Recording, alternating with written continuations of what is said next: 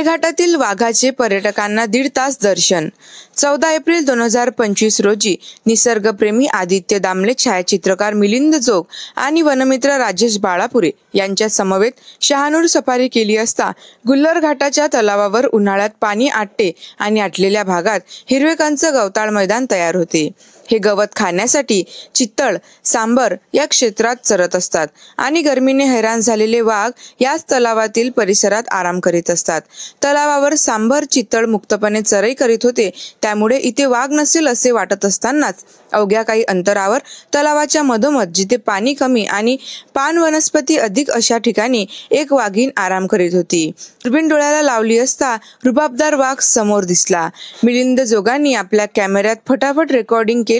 निवांत पडलेल्या त्या वाघिणीची नजर मात्र पर्यटकांवर खिळली होती। सुमारे 1.5 तास ही तलावाची राणी विविध भावमुद्रेत पोच देत होती। 28 वर्षाची तपश्चर्या फळाला आली असे दामले यांनी सांगितले। भवताली चित्तळ, सांबर, मोर मुक्तपणे चरत होते, पण कोणालाही वाघाच्या अस्तित्वाचा सुगावा लागत नव्हता। माकडदर आरामात जमिनीवर बसले होते, पण कोणीही कॉल दिला नाही, कारण त्यांना कल्पनाच नव्हती की वाघोबा मधोमध आहे।